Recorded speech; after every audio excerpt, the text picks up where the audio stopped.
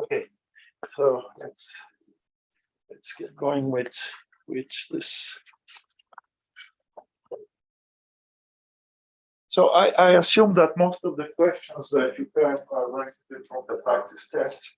So oh. So I assume that most of the questions that you have are going to be from the practice test. So okay. So we start with let's see. Okay, you choose the first problem that you want. The first problem of the practice test.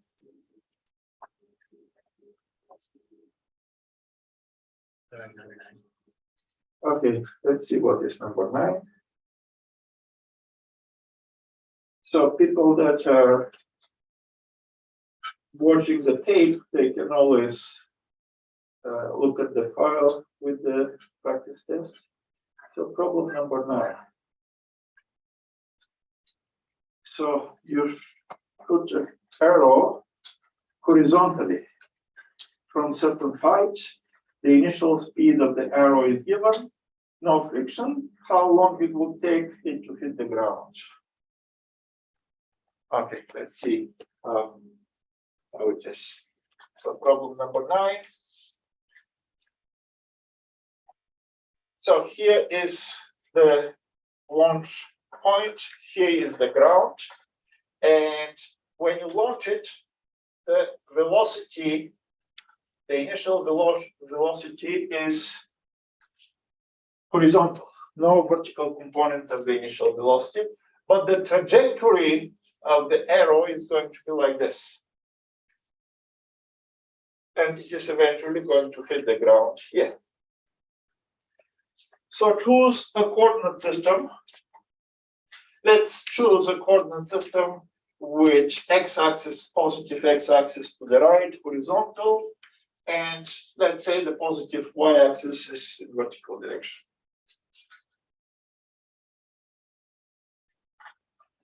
So let me ask another question that you're probably going to encounter. What is the displacement of this arrow? The displacement is the vector connecting the initial and the final position. This is the displacement vector, delta r, displacement vector delta r. And this displacement vector has components, vertical component and horizontal component. So of course, the components are perpendicular to each other. What is called the vertical component y, called the horizontal component x?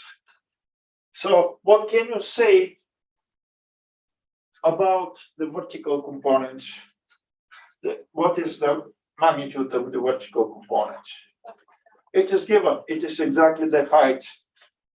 So this is given 4.9 or whatever number you got. So this practically tells you, go and analyze the vertical components, and hopefully you're going to get the time from there. Let's see. Initial vertical velocity is what? They say you launch horizontally, which means that initially the vertical component is 0. What else do you know for the vertical components? Acceleration. Acceleration vertical component is what? Positive 9.8 in this coordinate system. And displacement vertical component also is positive 4.9 meters. So notice that this choice of coordinate system made the displacement and the acceleration vertical components positive numbers. You're going to get the same results if you work with other coordinate system with positive y-axis up. But we started this way. In any case, you have your three numbers. Therefore, you can find anything about the vertical motion. And what you want, of course, is the time of flight. Which formula?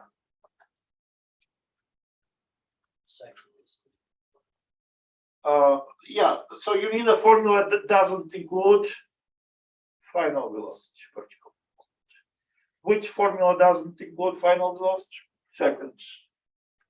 Right. Yeah, it was second one. So it looks like this. Displacement is equal to V naught vertical component time plus 1/2 acceleration vertical component t squared. For our case, the first term is 0 because V naught y is 0. Y is given number, ay is given number. You can solve for time. So you got y is equal to 1/2 d t squared. And solving for time, you have t squared is equal to 2y divided by t. And therefore, the time itself is square root of this expression. 2y divided by t. And hopefully, this is one of the answers from the multiple choice, but you have to plug in numbers to see if this works.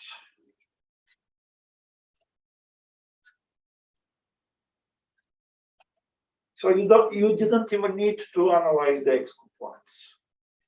Okay, yeah. Oh, sorry, no, I was sorry. Yeah, any let's see, questions and comments about this?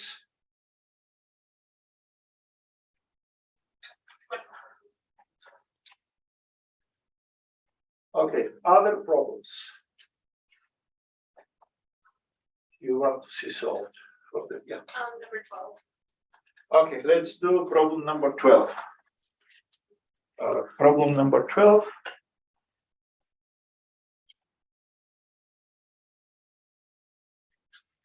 Okay, so yeah, somebody sent emails about this problem. So look, I did not say that in class, but let me say it now. It is very difficult to write a solution of a problem on an email.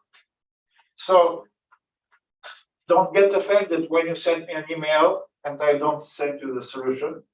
Instead, just come and talk with me and we're going to solve the problem together on a piece of paper or on the board. So let's do problem number 12 now.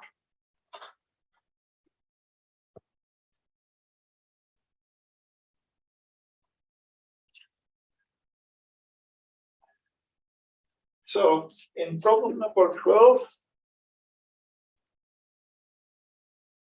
you have forces. This immediately tells you free body diagram is needed. So here is the sled on the ground like this. And they give you the mass of the sled. And they say that you're pulling with a rope at 60 degrees. So here is the center of mass. And here is the force with which you're pulling. They say that the magnitude of that force is 10 newtons. But the direction of that force is 60 degrees above the horizontal force. So this is one force that acts. The free body diagram should show the other forces. And the other forces, of course, are the gravity, mg, known force. Another force would be normal force, normal. Is there friction? Yeah. So there is a friction. So you want to move it this way, but the friction, of course, is going to be smart enough to act in opposite direction. And the sled is in motion, so it is kinetic friction. So you have kinetic friction in this direction. This is the free body diagram. It only requires you to put a coordinate system to know which forces are positive and which are negative. And let's choose a standard coordinate system with horizontal x-axis and vertical y-axis.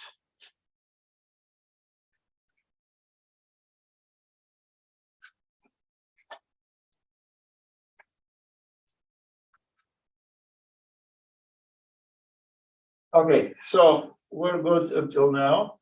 We have the mass. Now, look, there is one key word in this problem. That key word is constant velocity. So the sled is moving with constant velocity. V is constant. Therefore, the acceleration of this sled is what? 0. Velocity, acceleration is the rate of change of velocity. Velocity doesn't change, 0 acceleration. But net force is mass times acceleration.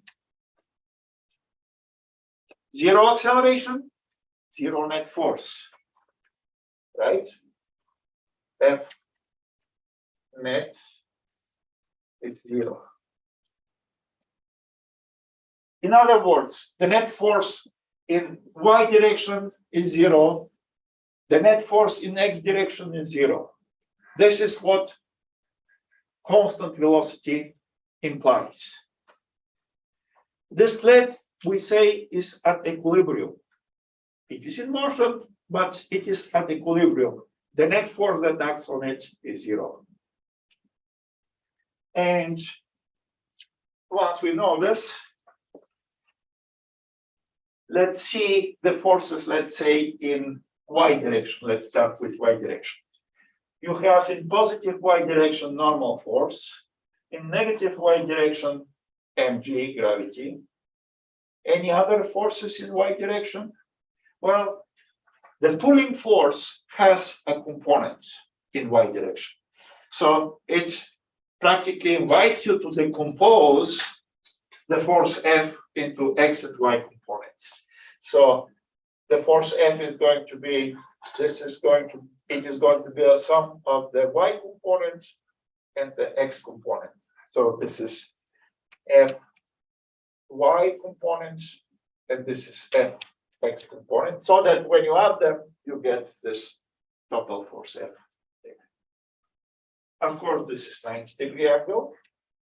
And from this right triangle with known angle and known hypotenuse, you can immediately say that the y component of the pulling force is equal to hypotenuse multiplied by sine of the angle 60 degree. And similarly, the x component is the hypotenuse multiplied by cosine of 60 degree. So now, instead of working with the pulling force of 10 newtons, we prefer to work with the components. Well, you may feel more comfortable to draw the Fy component acting on the center of mass, but it doesn't matter. From here, the rest is algebra. Okay, so we established that the net force is 0. The net force vertical component is normal force in positive y direction. mg is in negative y direction in this coordinate system. And Fy is in positive or negative direction. Positive direction. And it is, when you add them up, you have to get 0. This is what 0 net force means. In other words, the normal force should be equal to mg minus Fy, but Fy is known. And the problem is simplified now, because now you know the normal force. Right, so you have this is equal to Fg minus F times sine.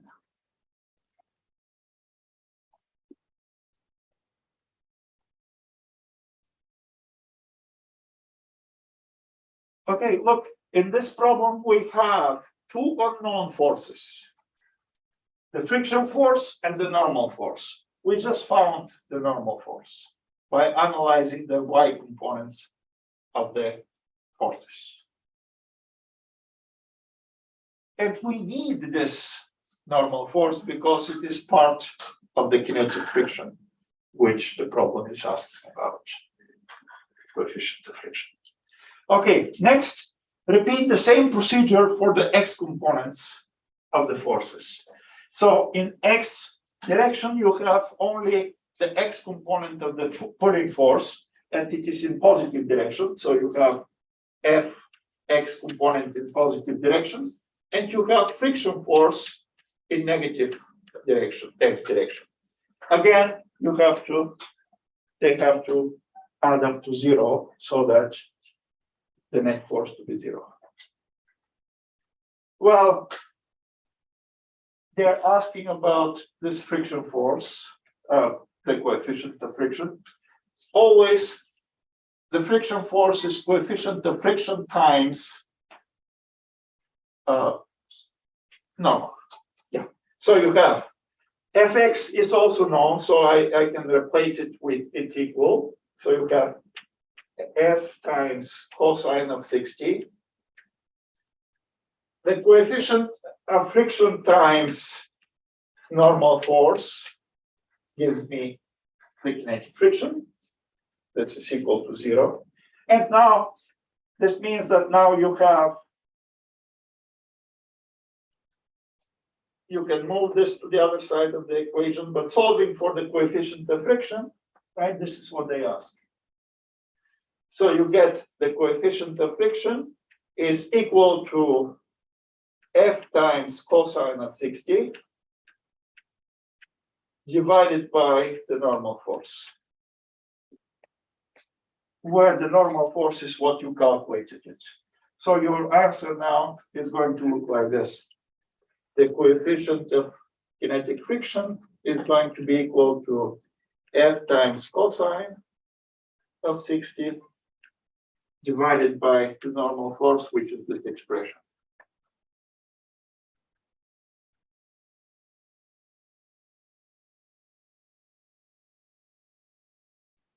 So this should be the answer.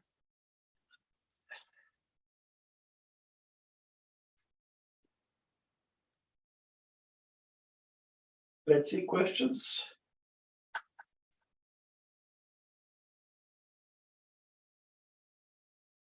Yeah.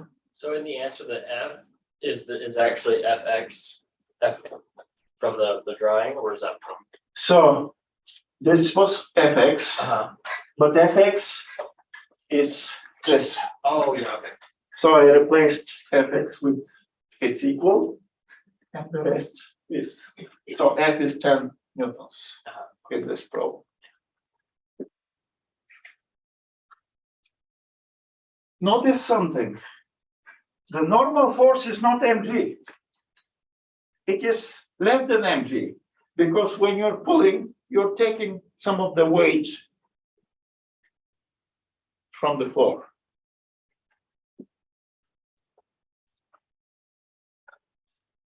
And probably one of the answers should fit, but I don't know which one. Again, a problem like this, if it is not multiple choice, requires you to go through this entire procedure. Starting with the diagram, free body diagram, reasoning about the net force to be 0, and after that, making the net force 0. X component, Y component 0, X component 0. Okay, let's see other. Okay, let's do problem number 14. Any questions about this problem, this solution?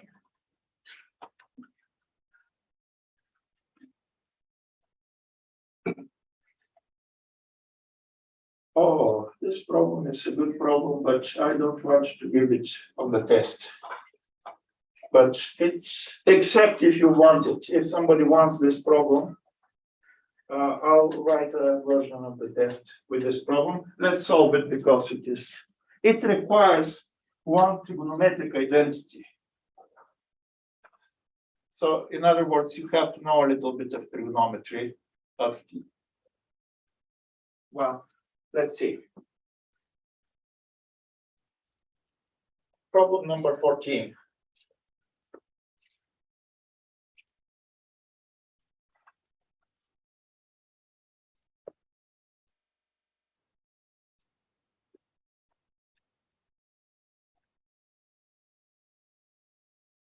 So you launch a projectile at 10 degrees with certain velocity at 10 degrees. And it is going to reach some range, right? Some horizontal displacement.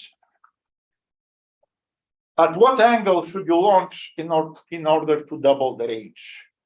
This is the problem. And look,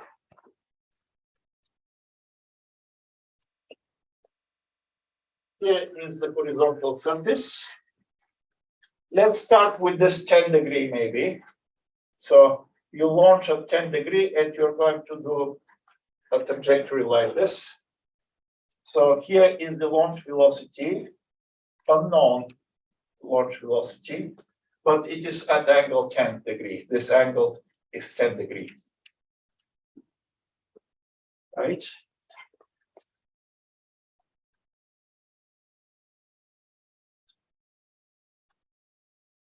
So you can do it in different ways.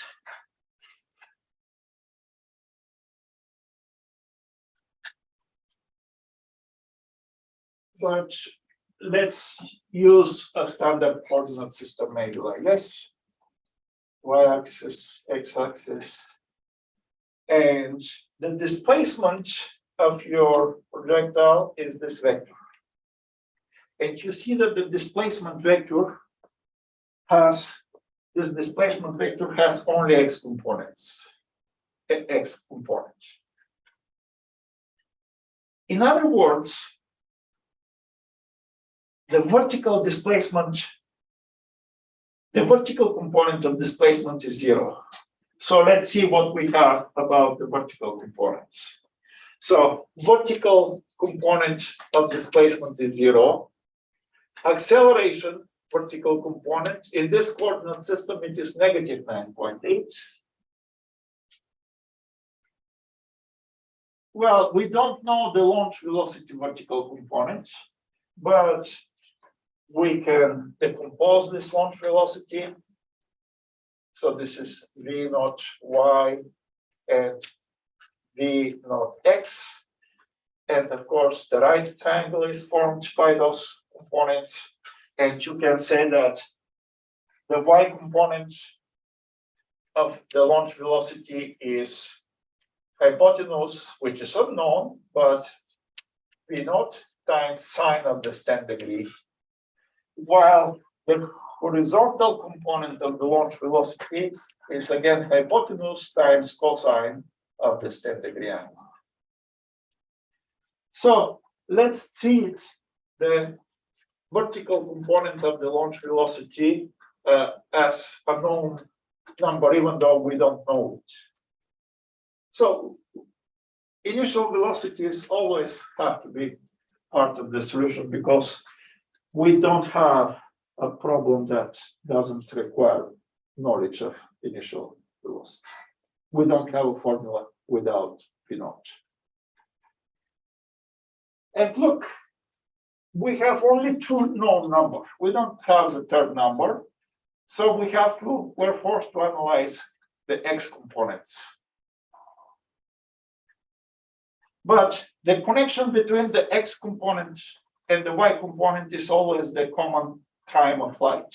So the time of flight has to be an interesting question. So we need a formula that doesn't include which parameter?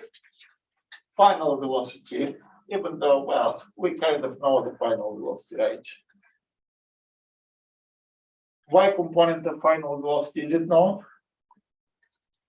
It is exactly this, but with opposite algebraic sign, right? Here the final velocity, but anyway, I can use any formula. Well, let me write down, maybe this is going to make a simpler solution.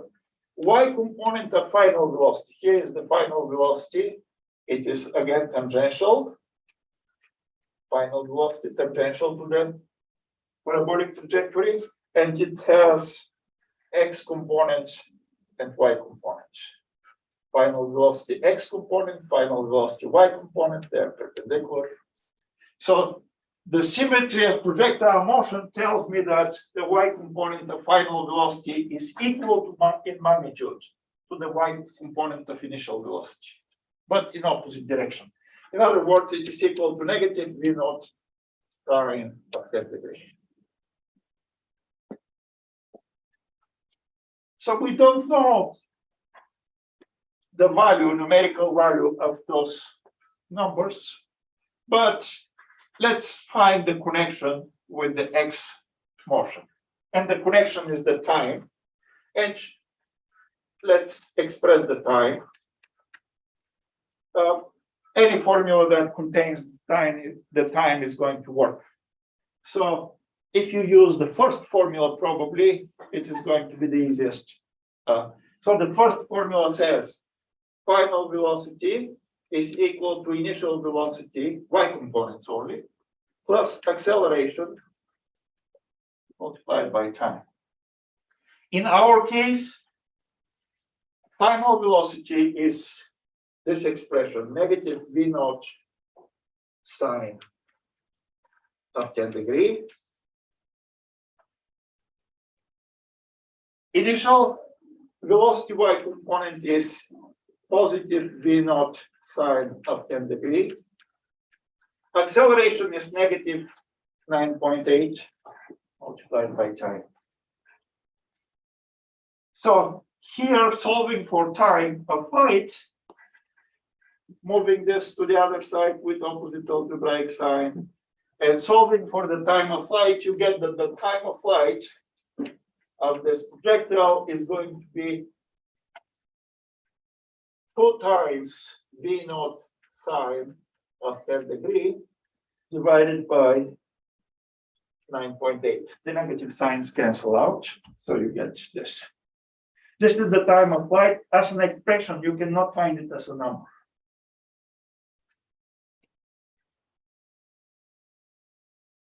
Now, let's figure out what is the range in x direction. Once you have the time of flight, in x direction, the velocity x component is constant. Right? So for the x components, you can say that the acceleration x component is 0. Launch velocity x component is v naught times cosine of 10 degree, as we said here. The time of flight is this expression. Therefore, the range, the displacement, you can find it, let's say, from the second formula. Displacement is v naught t plus 1/2 acceleration t squared. Acceleration, we said, no x component. So distance is speed multiplied by time, no weight, right? In other words, the range of this projectile motion, this distance, is v naught x. What is v naught x? It is v naught times sine, cosine, v naught times cosine of 10 degree, multiplied by the time, and the time is this expression. So multiplied by 2 times v naught times sine of 10 degree divided by 9.8. And now when you do the multiplication, v naught times v naught gives you v naught squared. So you can write it, I'll write it right here. The range x is equal to 2 times V naught squared times sine of 10 degree multiplied by cosine of 10 degree divided by 9.8.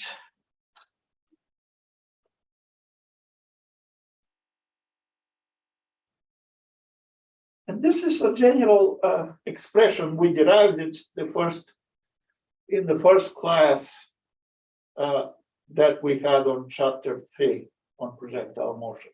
This is a general expression. Now, this expression can be simplified using the following trigonometric identity. There is a trigonometric identity which says that 2 times sine of angle alpha multiplied by cosine of the same angle is exactly equal to the sine of double the angle. This is a trigonometric identity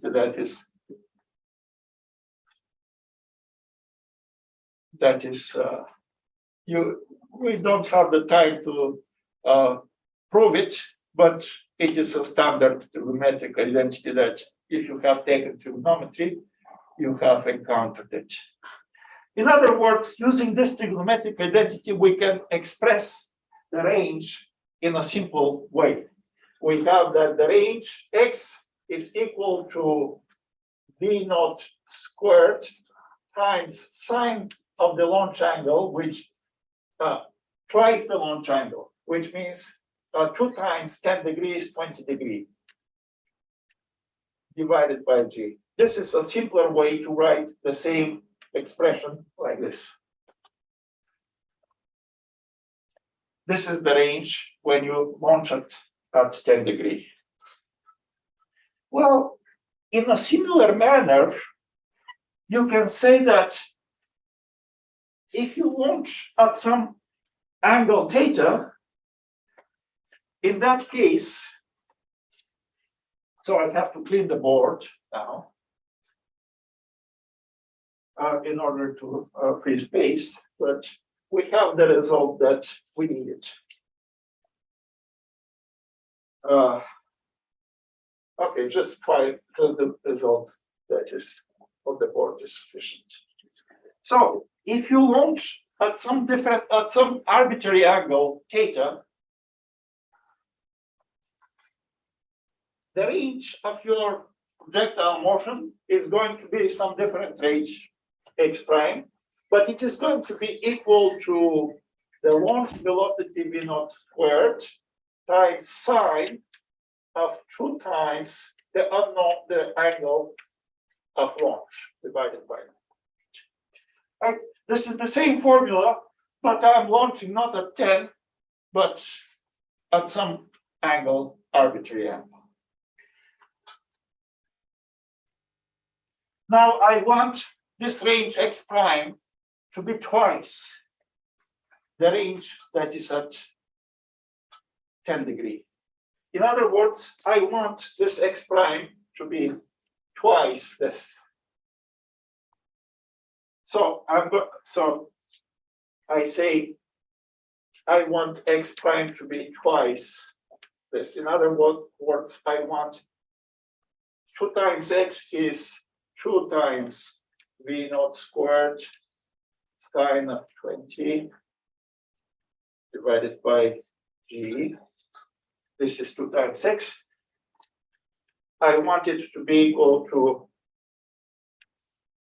v naught squared sine of 2 times the unknown angle theta divided by g.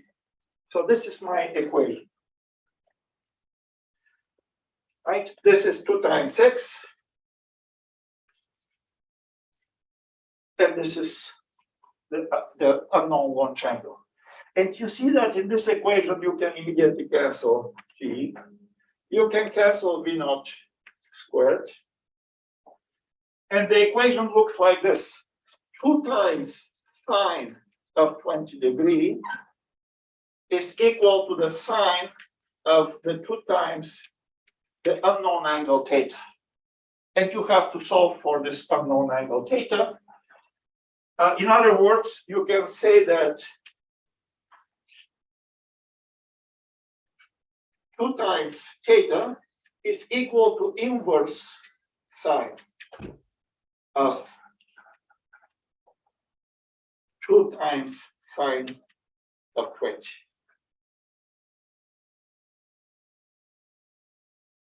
And therefore, the angle itself is half of this arc sine. So I don't know if you follow it, but if you are able to follow it and make sense of it, you're going to see that it is an elegant problem. You actually saw, in other words, the answer looks like this. The angle theta is 1/2 of arc sine of the expression in the square brackets. Sine 20. So this is the answer. And you can plug in numbers and you're going to get some angle, which I don't remember what it is. So this problem, if you want to have this problem on the test, I'll have one version of the test with this problem specifically. Well, some people may want to have it. You don't know. No, it is not self-punishment. It is an elegant. Well, it is long, but look, this result, we started with this result when we started chapter 3. I could have directly taken this, and in that case, the solution would be very short. But it is always good to see what comes from what.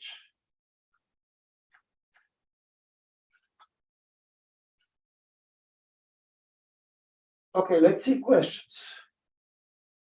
Again, people that want it, I'll make sure that there is one version of this, of the test with this problem rather than some other problem. Okay, let's see other problems. 18. Okay, let's see what is problem number 18.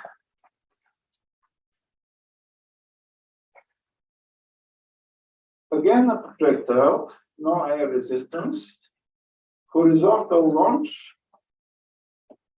Okay, which problem number 18.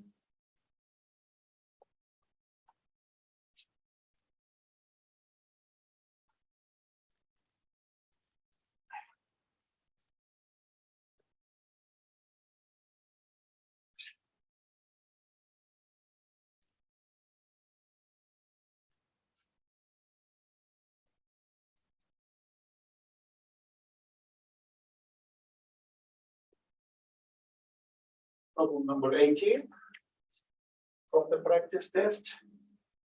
Projectile is fired horizontally with given speed, no air resistance.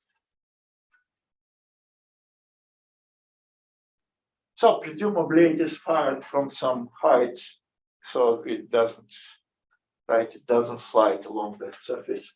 So here it is. Launch point of the projectile, initial velocity is strictly horizontal with given value 50 meters per second. And the trajectory of the projectile is going to be part of parabola like this. So choose a coordinate system. Let's choose the coordinate system, the standard coordinate system, which horizontal axis, x-axis horizontal, y-axis vertical, up.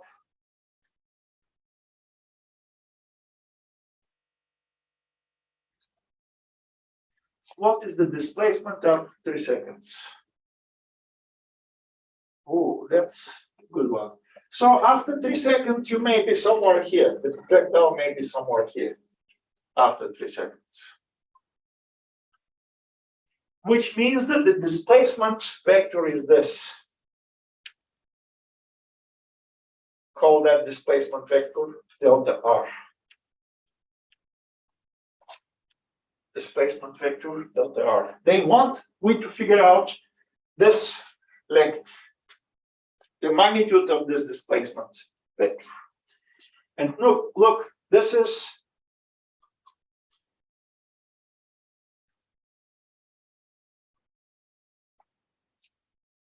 you have to decompose this displacement vector because you have to analyze x and y components. So here is the y component of displacement of the displacement vector, and here is the x component of the displacement vector. So call this y, call this x, and of course the two components are perpendicular. So if you find x and y, you're done.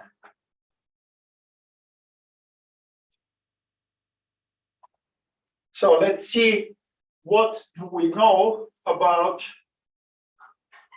the y components of this motion. You know that initial velocity y component is 0. You know that acceleration y component in this coordinate system is negative 9.8. And you know the time of flight. So you have your three numbers, and you can determine the y component of displacement using a formula that doesn't include final velocity after those 3 seconds. In other words, that formula should be displacement y component is v naught y t plus 1/2 a t squared. In our case, v naught y is 0, so the first term is 0. Acceleration is negative 9.8. The time is known. You can plug in the numbers. Negative 9.8 times 1/2 times 3 seconds squared. It's going to give you some number. It is going to be a negative number, but that's fine. You see that vertical component in this coordinate system indeed is in negative direction. So you just found this vertical component. That vertical component is 1/2 negative g times t squared. Okay, but now we need the x component in order to find the hypotenuse, which is the displacement. So you analyze the x components. You know that initial velocity x component is 50 meters per second. You know that the acceleration in x direction is 0. You know the time of flight is 3 seconds. Therefore, you can determine everything, including the displacement.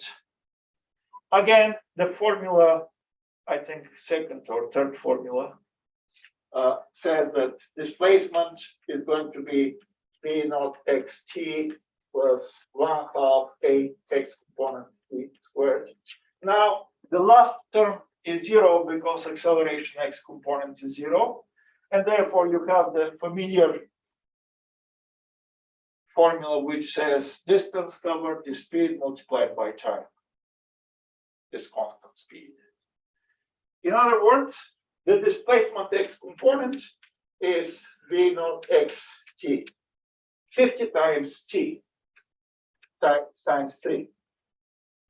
So you have this number, you have this number. What is the hypotenuse?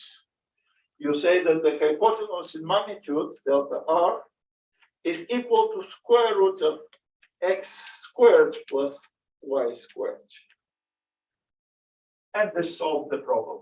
Notice that when you square a negative number,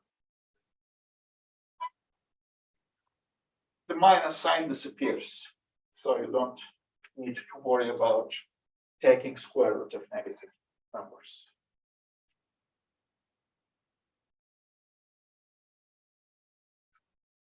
So you see that this should be the answer, but again, you have to say what is x, you have to say what is y in order to. Okay, let's see questions about here.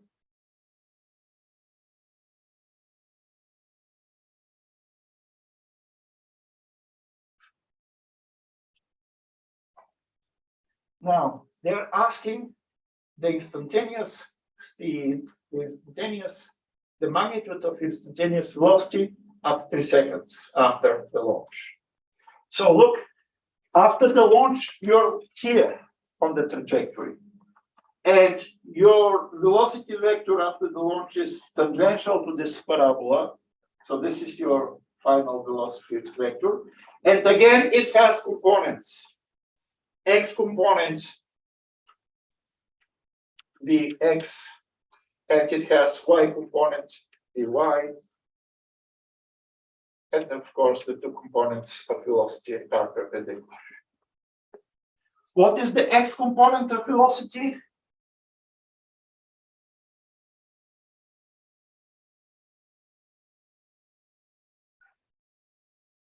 Well, in X direction, no change of velocity.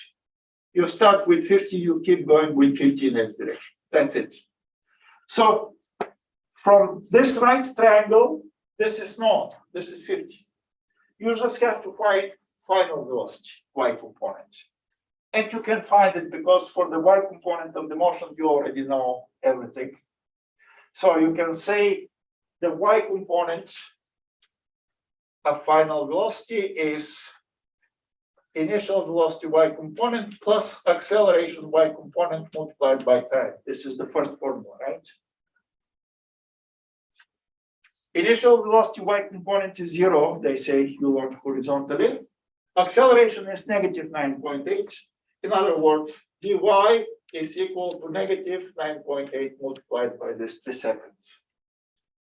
So you know this, right? This is known, this is known. The velocity and magnitude, the speed, is going to be Vx squared plus Vy squared under square root. So you say velocity is square root of Vx squared plus Vy squared, where Vy is this expression. Again, the negative sign disappears after you square it. And Vx is 50. So this is the answer for part B.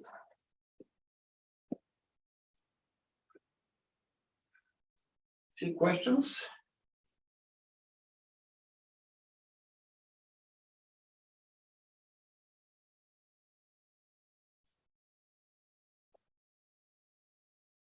And the final question in this problem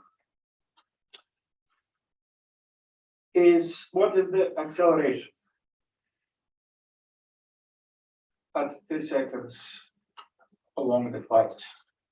The acceleration is always 9.8, and it is directed downward. They only ask about the magnitude, but its direction is downward. So in this coordinate system, it is negative 9.8. So always, any projectile during its trajectory, always the acceleration is 9.8 in downward direction, vertically downward. Okay. Questions?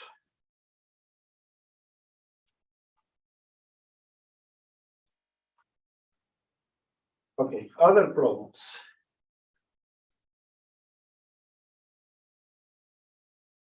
Other problems? Other problems? Last time. So Why is the magnitude the same as the acceleration parts? So magnitude of something, so magnitude of a vector is the size of the vector without direction. Magnitude of anything is only the positive part of that. So magnitude of negative 10 is 10. Magnitude of negative 9.8 is 9.8. So this is just vocabulary that is used in science. Okay, Other problems? 20. Problem number 20. Let's see.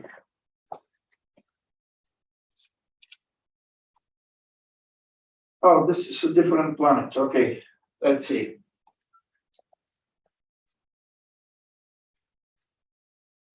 Problem number 20.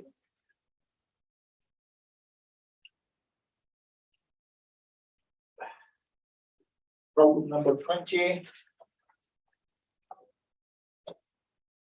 Gravitational acceleration on a different planet is not 9.8, but 11.6. The radius of the planet is given. You have to convert that radius in meters. Find the altitude above the surface of this planet at which the weight of a body is equal to the weight on the surface. And this is what they ask. So look, you can do it in different ways, but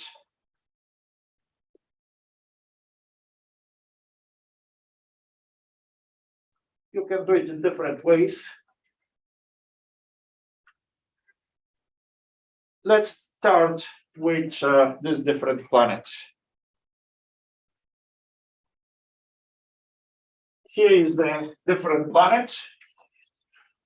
With radius of the planet is given, I'll prime the radius of this planet, and it is a given number. So for me, R prime is 6.65 times 10 to the 7th meters. And if you are on the surface of this planet, they give you the acceleration g prime. It is 11.6 meters per second squared.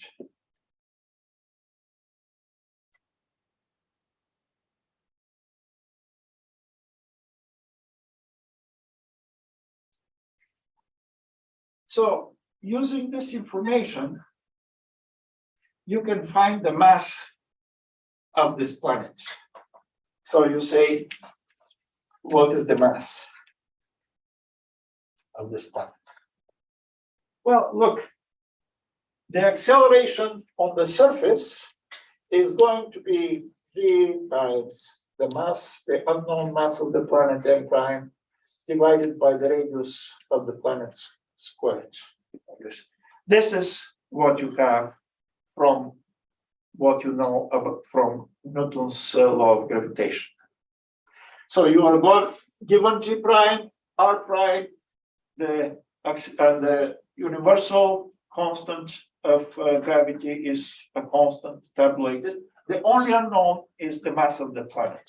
And you can solve for it, and you can say that the mass of the planet is equal to g prime r prime squared divided by the gravitational constant, capital G. So this is some number. And now, once you have this, you can, here is the place where the acceleration due to gravity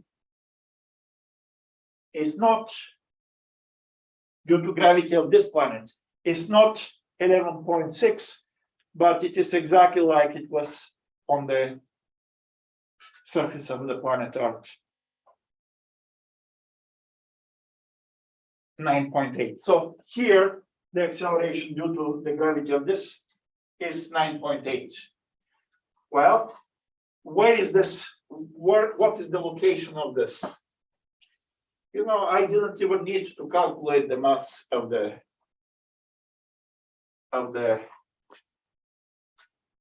planet. But, well, we have it here. But anyway, at this spot, that spot is at a distance, unknown distance r. Or are they asking about Oh, they're asking about the altitude. So this unknown distance r actually is the radius of the planet, r prime, plus some unknown height, h. So this is the distance where the acceleration becomes 9.8, very, very high above the ground. So you have 9.8 is equal to the gravitational constant g times the unknown mass m prime divided by r prime plus h. Now is the distance from the center of the unknown planet squared. You are asked to figure out the value of h. And of course, I already know m prime. I can substitute here and have a single equation that can be solvable for h. But there is a shorter way to solve this. And that shorter way is this.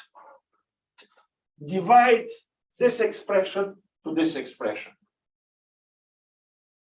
So if you divide this to this, you get g prime divided by g is equal to g times m prime divided by r prime squared. And in denominator, you have g times m prime divided by r prime plus the unknown height h squared. And look, you have cancellations. Capital G cancels out. Capital M, the mass of the planet, cancels out.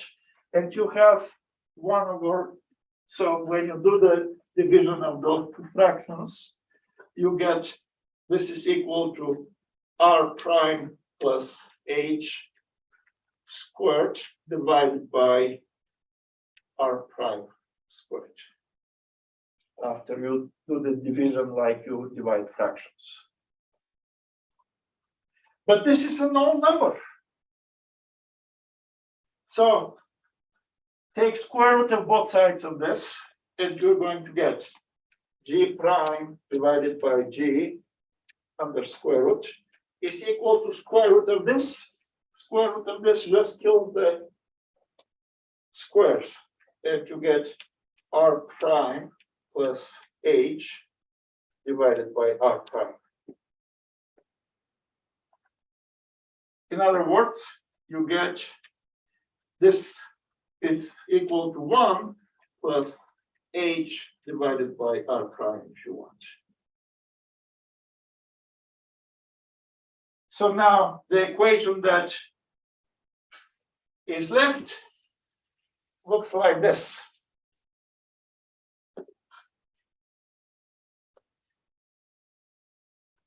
One plus h plus, divided by r prime is this. In other words, you have square root of g prime divided by g, and this one goes to the other side with opposite side. So minus 1 is equal to h divided by r prime. And therefore, h by itself is going to be equal to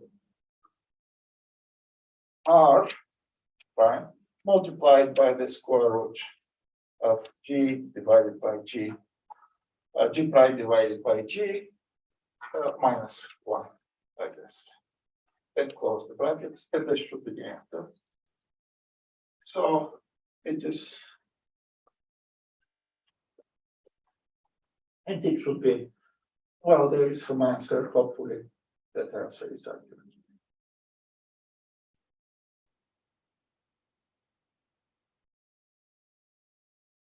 So what do you say about this? Questions and comments? So I took this problem from the textbook. It is not something that comes from nowhere.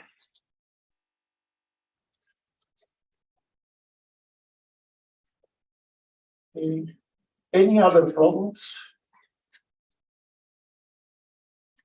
And just a general question, so what's like the relation between velocity and speed? Are they? So speed is distance divided by time, distance covered.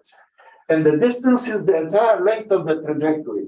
So let's say I start from here and I go around and make different turns here and there.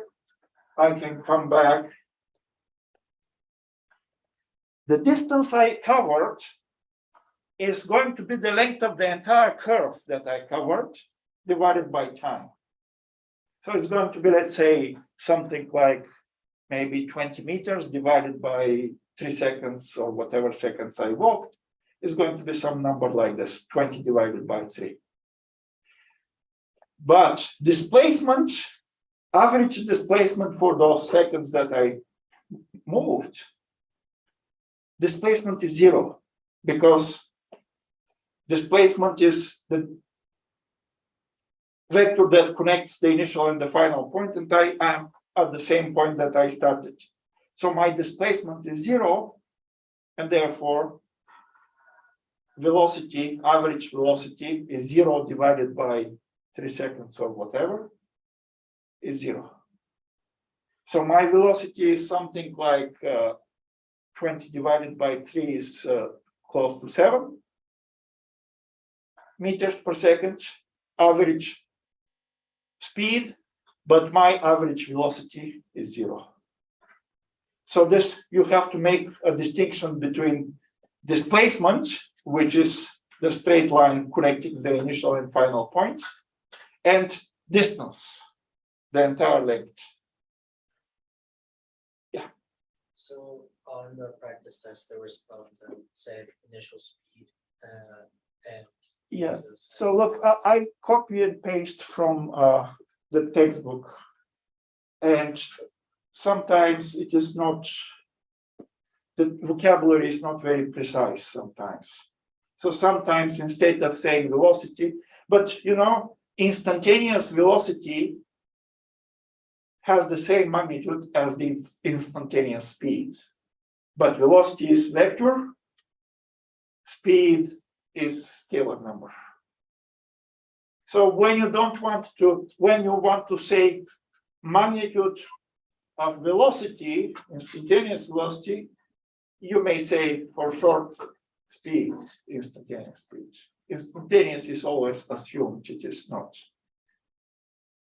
usually expressed verbally, even though it has to, because you shouldn't, otherwise there may be a confusion. Other questions?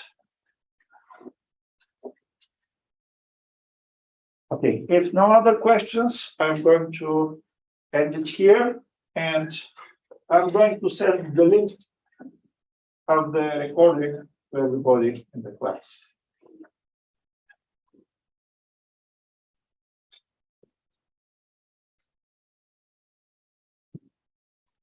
Thank you.